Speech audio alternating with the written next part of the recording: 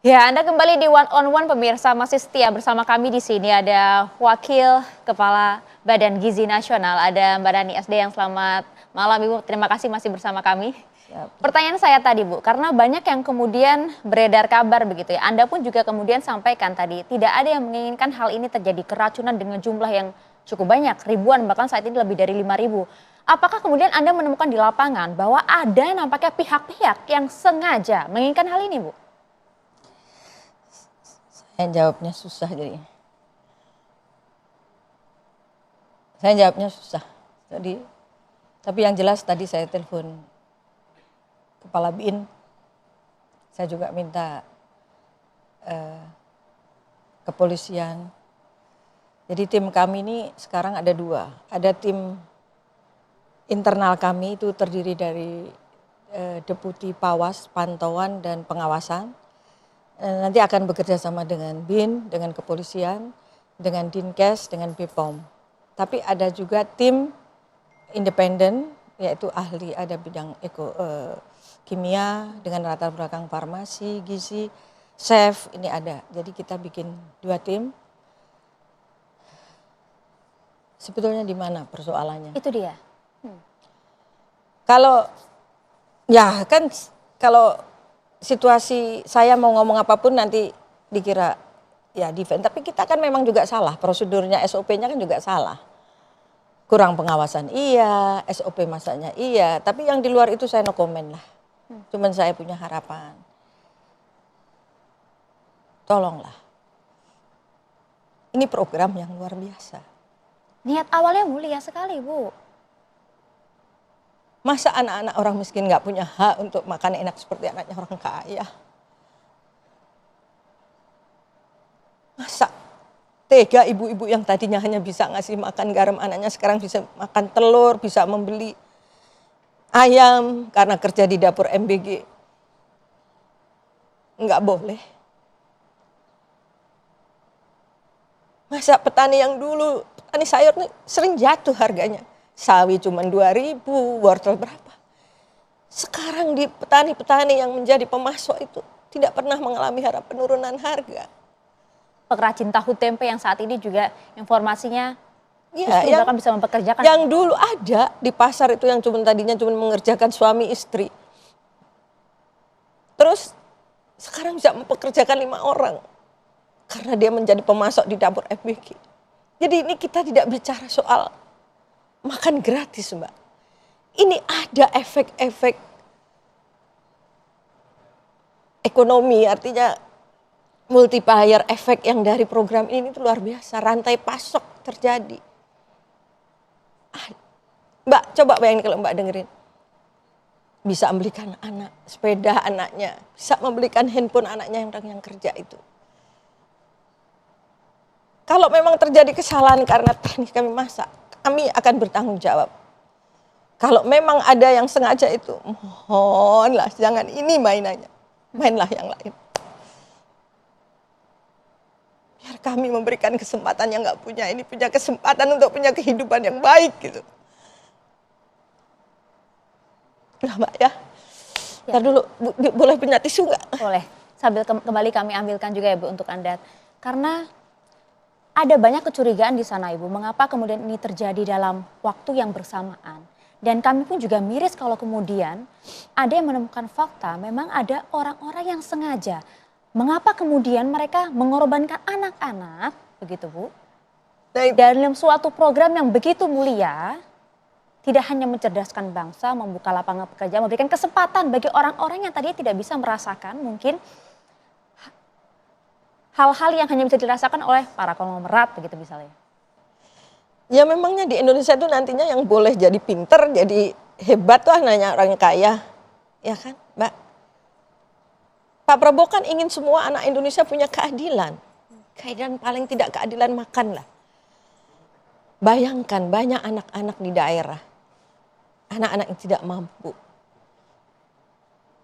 Dia jarang loh sarapan pergi sekolah. Yang lebih ngenes lagi. Makanya kadang-kadang terjadi makanan baru dimakan lebih pada siang hari karena makannya dibawa pulang. Itu banyak Bu. Saking pengen dibagi sama adiknya. dibagi sama ibunya, dibagi sama kakaknya, di rumah nggak ada gitu loh. Janganlah yang silakan lah mau ngapain, mau ngantem Prabowo, mau apa cara lain lah, jangan ini gitu. Ya sudah. Alasan ini yang kemudian membuat Anda selalu emosional kalau membahas mengenai nasib anak-anak yang kemudian harus menjadi korban. Karena saya ini hidup saya, parfum saya ini orang miskin. Sejak tahun 2012 saya mengurus yayasannya Pak Prabowo dan pekerjaan saya keluar masuk dan bergaul dengan orang-orang miskin.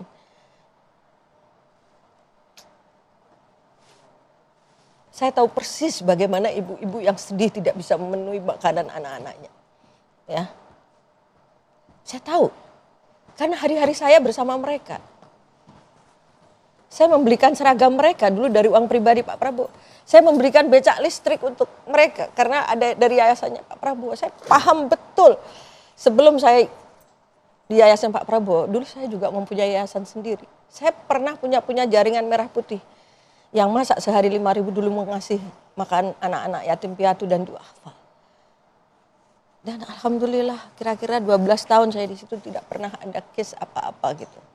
Dari dapur saya dulu ada 5.000, kami setiap hari mengasihkan.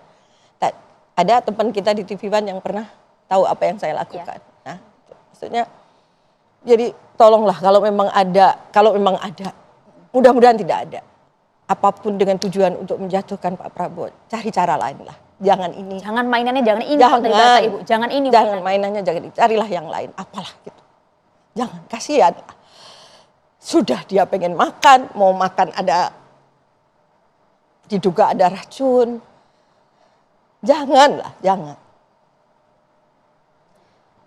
Karena cukup miris Bu, kalau kemudian kami juga melihat di fakta di lapangan, kami juga mencari tahu tidak hanya di perkotaan tapi juga di beberapa daerah yang justru dari program yang begitu mulia ini, respon dari para orang tua melihat banyaknya kasus ini, mereka justru menitipkan pesan kepada sang anak.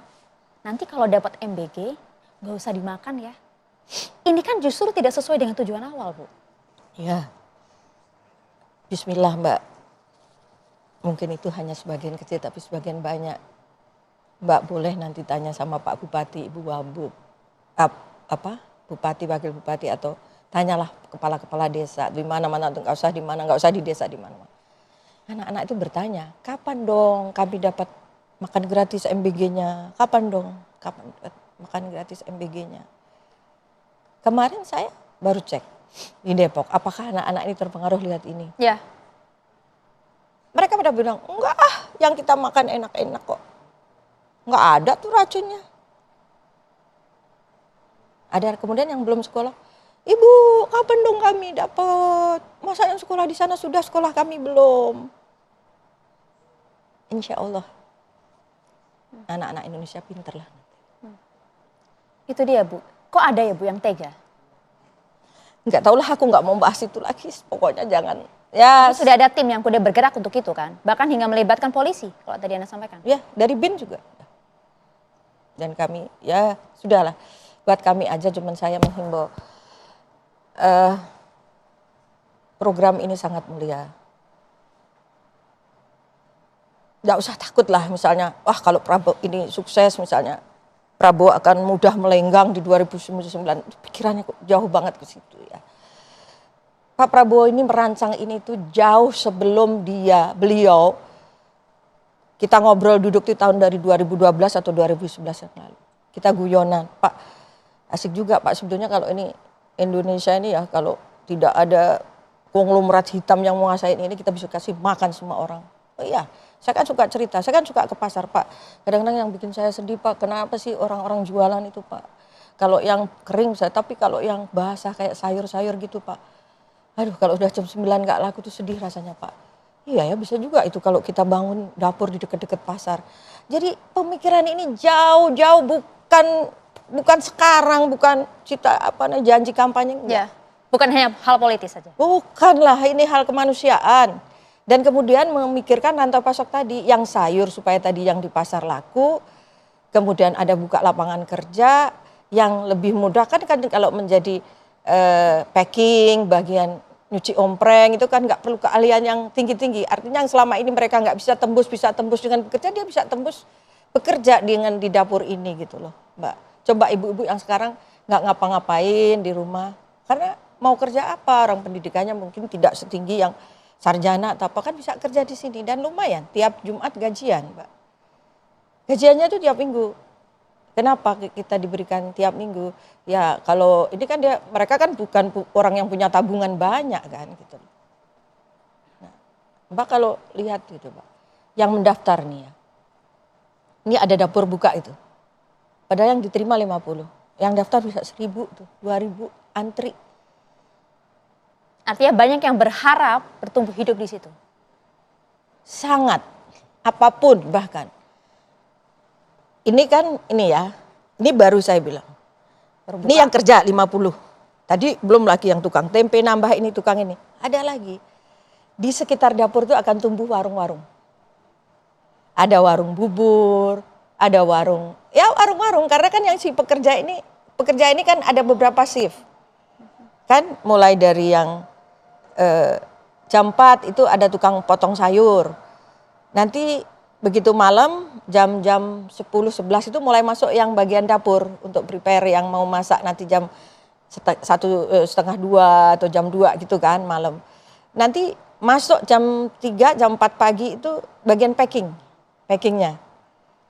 Nanti sore jam 3 ada lagi kelompok masuk lagi yang bagian cuci ompreng. Ya. Rantai ekonomi ini yang kemudian tidak dipikirkan oleh banyak orang. Semua orang selama ini hanya mikirnya makan gizi gratis kayak soalnya. Tapi rantai ekonomi yang multiplier efek dari efek ini, katanya kalau yang sekolah ekonomi ini kira-kira saya belajar dari yang para profesor ekonomi kan multiplier efek ini 4-5 kali kalau nggak salah ya. Kalau salah jangan dibully karena saya juga bukan sarjana ekonomi.